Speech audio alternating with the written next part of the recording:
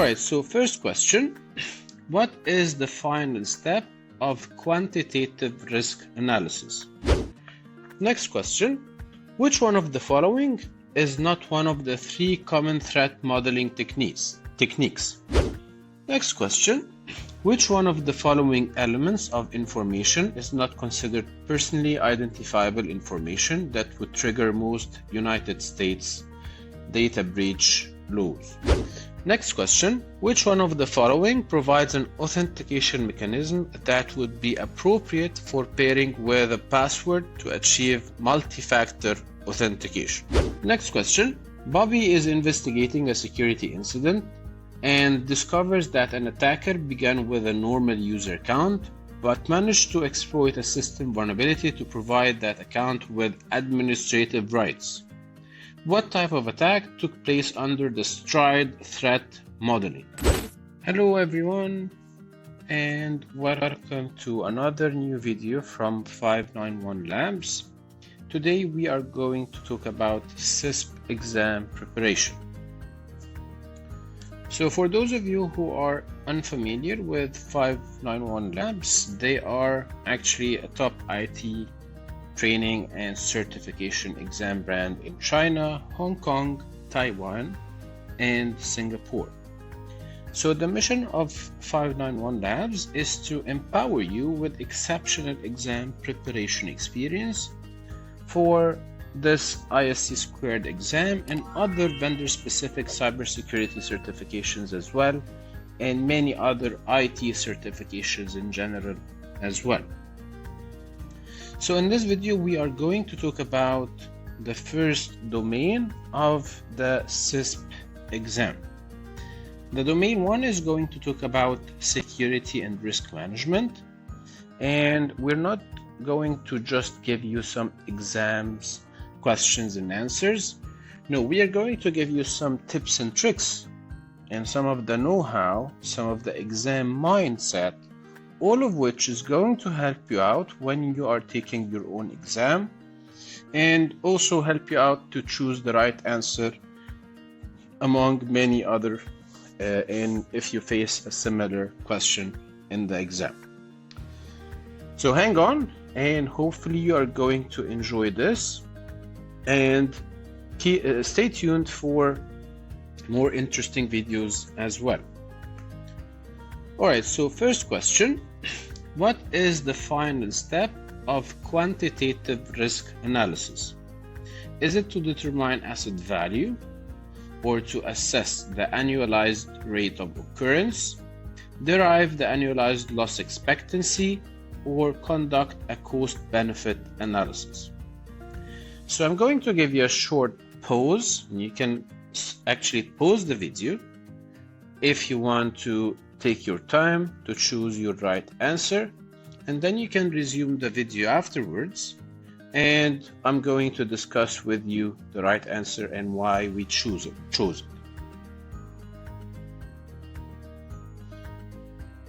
All right, so we have 2 methods of risk analysis. We have the quantitative risk analysis, which always I refer to it with a $sign because it will result in a monetary value, a risk assessment that is based on monetary value. And we have the qualitative risk analysis, which cannot be determined in precise monetary value, so we give it a rating like high, medium, low, based on the impact and the likelihood of the risk event. So over here we are talking about quantitative risk analysis. Of course, when we calculate risk, we have to, at the end, conduct a cost-benefit analysis. Like, what is the cost of the risk event when it's realized, and what is the cost of the countermeasures that can prevent this event from being realized at the beginning. And that's why we usually conduct cost-benefit analysis at the end.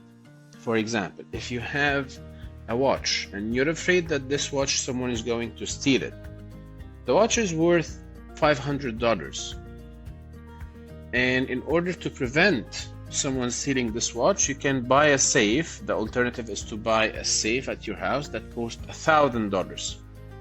Would this be logical to buy a countermeasure that is twice the cost of the asset you're trying to protect? Of course, it doesn't make sense.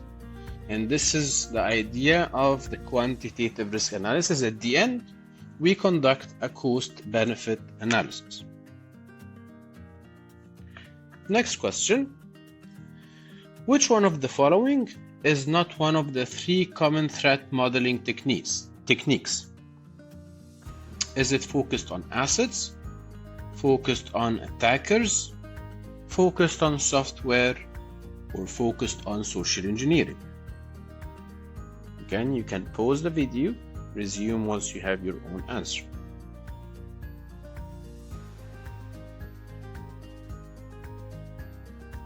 So the answer for this one is actually D.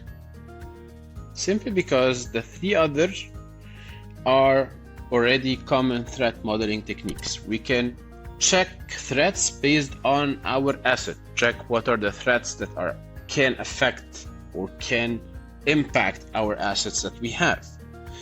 Or we can have a known adversary group of some kind. So we are assessing the risk based on their capabilities and their behavior and their possible actions. So this is another one. Or based on software. What is the possibility of our software being hacked, discovering vulnerabilities in it, and so on? But social engineering is not a threat modeling technique. It's actually a type of attack that is basically conducted by attackers. So it's actually a subset of attackers' threat modeling technique, not a category on its own. Next question. Which one of the following elements of information is not considered personally identifiable information that would trigger most United States data breach laws? Is it student identification number? Is it social security number? Is it driver's license number? Is it credit card number?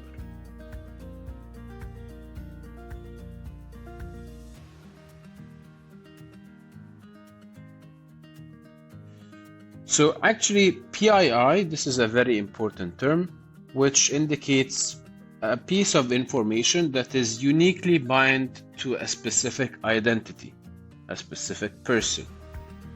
So of course the driver's license number, this is actually unique per citizen, as well as the social security number. So of course these are considered PIIs. Also, the credit card number is unique. You don't have 2 credit cards with the same number, and usually a credit card is issued for a specific person as well. So also a credit card can sometimes, under special circumstances, can be used as PII. Of course, you shouldn't share your credit card number with anyone. But the student identification number, this one is not considered a PII specifically under United States state data breach laws. Why? Because simply not all people are students. Not all people have student identification numbers. So this one, it could be used as an identification inside a university or an educational institution, but when we're talking about general US state data breach laws, in this case, student identification number is not considered a PII. Next question. Which one of the following provides an authentication mechanism that would be appropriate for pairing with a password to achieve multi-factor authentication? So when the answers are username, personally identification number or PIN, security question, fingerprint scan. So usually when we want to differentiate between authentication factors, we always begin the sentence with something you and then blank. So this is how we actually differentiate between authentication factors. So when we want to achieve multi-factor authentication, and we want to combine it with a password. A password is something you know, of course. It's something you memorize. A username is as well something that you know. A PIN number, again, is something you know. So all of these are considered the same factor of authentication. Again, security question is something you memorize the answer to, so it's also something you know. Fingerprint scan, on the other hand, this is actually the correct choice, is something you are, because these are biometric information. These are biometric data that is uniquely bound to your identity. So in this case, fingerprint scan is considered something you are, so it is considered another factor of authentication that can be paired with password to achieve MFA or multi-factor authentication. Next question.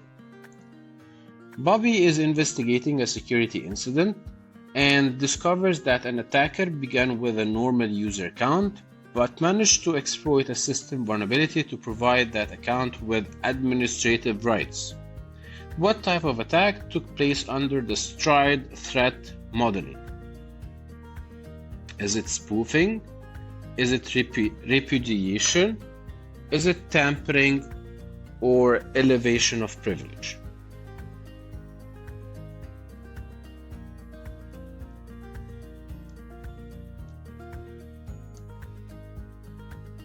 So the STRIDE is a threat modeling to help us analyze our internal systems to check if any of these systems are vulnerable or prone to possible attack scenarios. So the threat modeling is a different attack scenarios to check if any of them is possible within your environment. So the S stands for spoofing, this one here, which is impersonating someone else.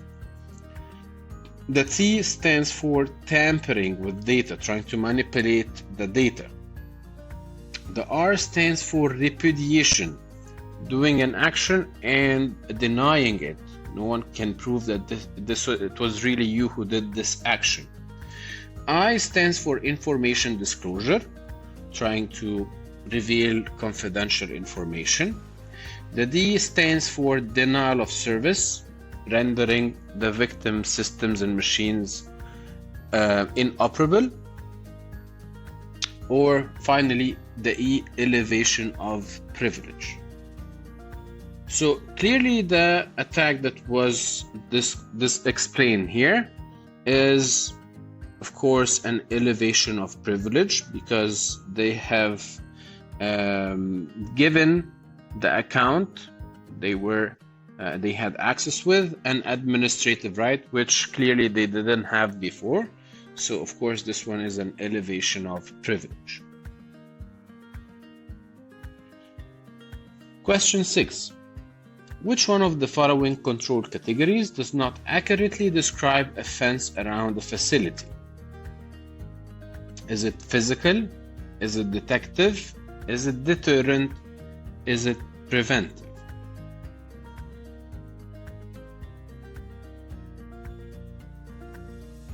So let's say here we have an attacker and we have here a fence, and this is our building.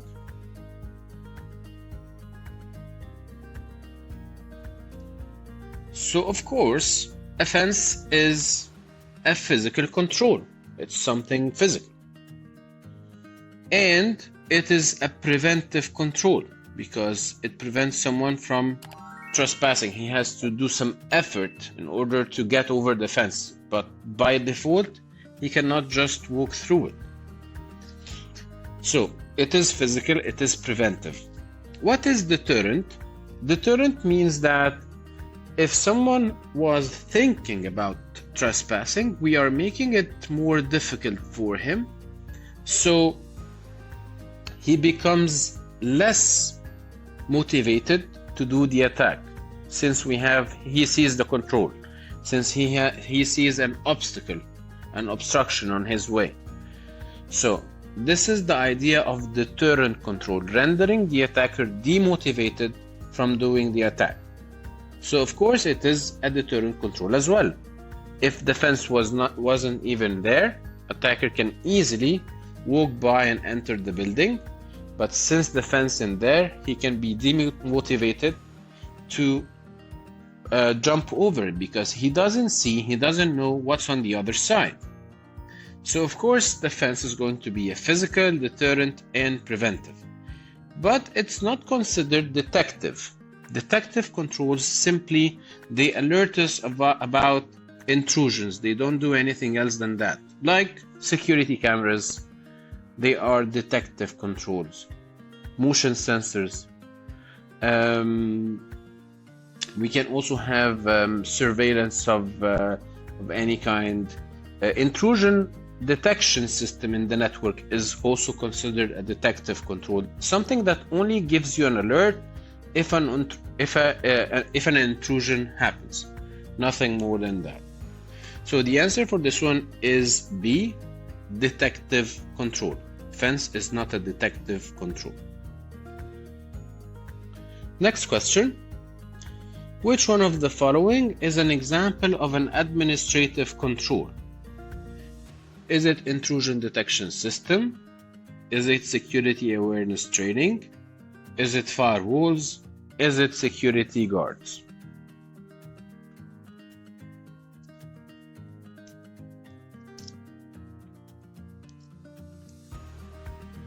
So administrative controls, we have of course three types of controls. Administrative and physical, like the one we discussed in the previous question, and technical controls.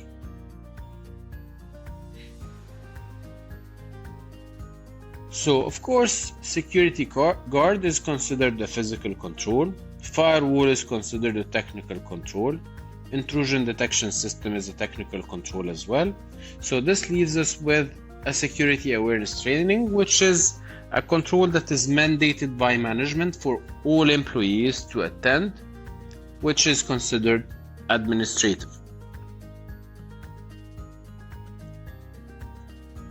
Next question. When developing a business impact analysis, the team should first create a list of assets. What should happen next? Identify vulnerabilities in each asset, determine the risk facing the asset, develop a value for each asset, or identify threats facing each asset.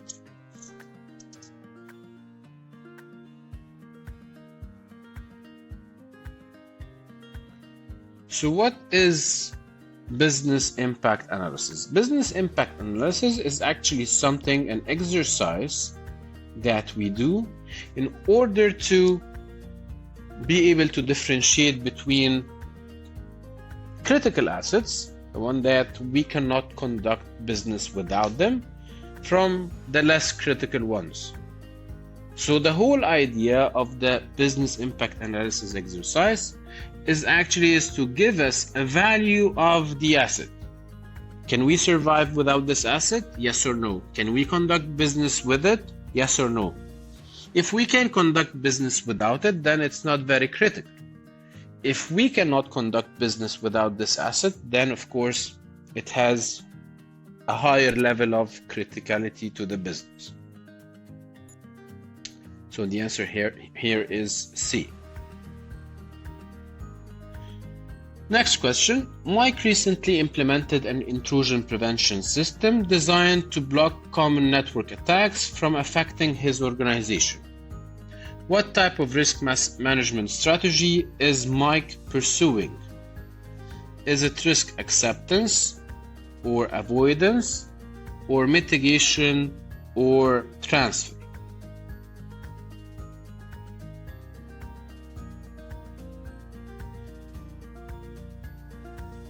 So, he is actually implementing an intrusion prevention system as a kind of a technical control.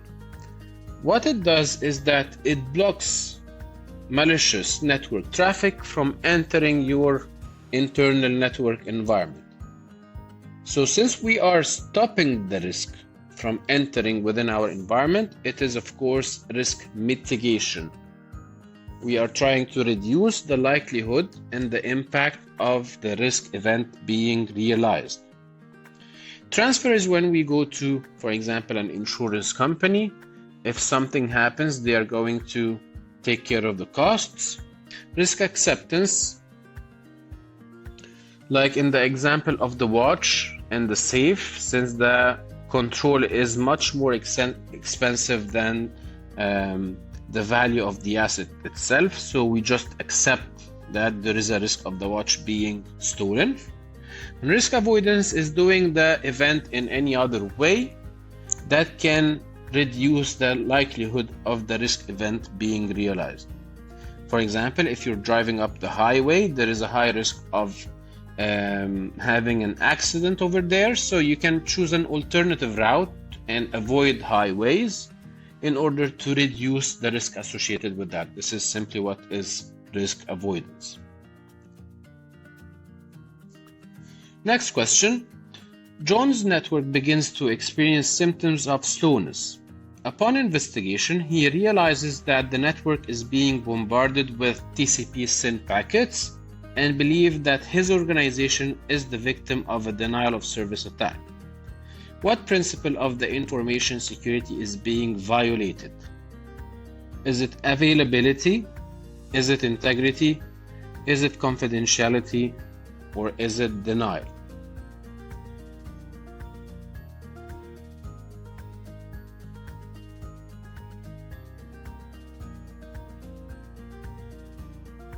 So in this one, the answer is availability, of course, since it's a denial of service attack. So the answer for this one is availability, because it's rendering the network inoperable. So it is actually an attack targeting the availability of the internal systems. Next question. Tom enables an application firewall provided by his cloud infrastructure as a service provider that is designed to block many types of application attacks. When viewed from a risk management perspective, what metric is Tom attempting to lower? Is it impact? Is it recovery point objective? Is it MTO? Is it likelihood?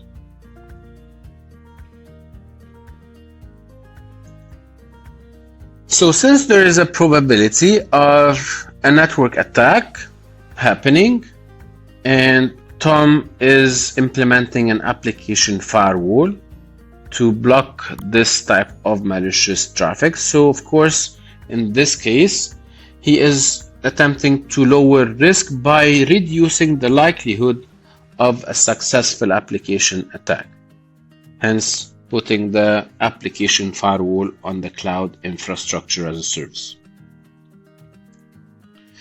Next question.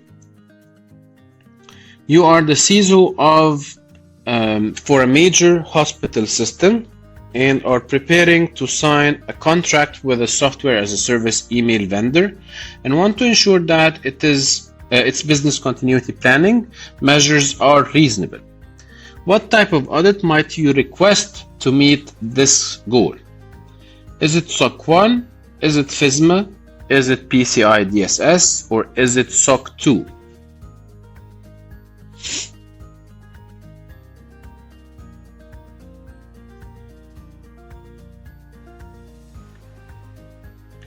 So the answer for this one is actually D, SOC 2.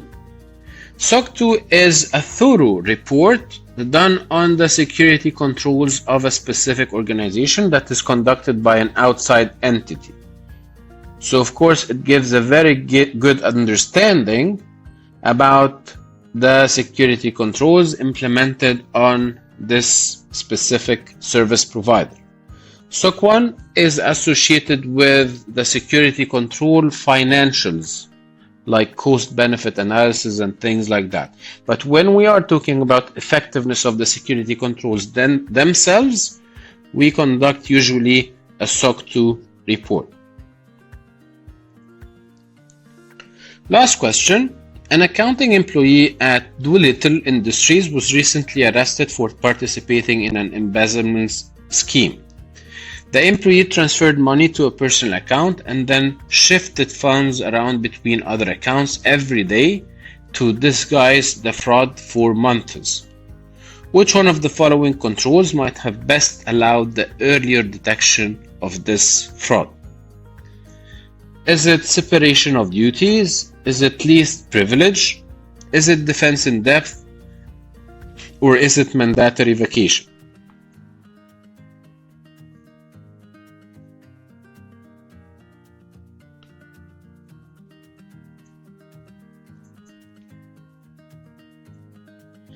So, separation of duties is simply breaking down a one complete secure process into multiple pieces, and each one will be responsible for only a part of it. So if you want someone to actually conduct a malicious activity, he will have to gather the 4 people here in order and convince them to do something malicious in order to conduct a fraud. So this could be the answer, but maybe not in a direct way. Least privilege is giving the employees the least privilege they need to conduct their daily job. Defense in depth is having multiple layers of controls, overlapping controls.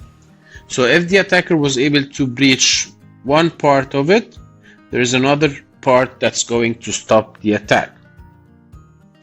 Mandatory vacations is simply, for example, you are going to wake up in the morning, you grab your suitcase, your coffee, you dress up and you go to the office as usual. You sit on your desk to find a very small note on your desk saying that you are on a mandatory vacation for the next 14 days or 7 days. So you grab everything back and you return home and you take a sudden vacation for a specific period of time. So what this actually happens is that someone else, of course, at this point is going to take over your work, and you are not going to have the time to give him handover, or if you are doing anything fraudulent, you're not going to have the time to cover up for anything malicious or any malconduct you are doing. So when someone else takes your work, he's going to discover anything fraudulent that you were doing.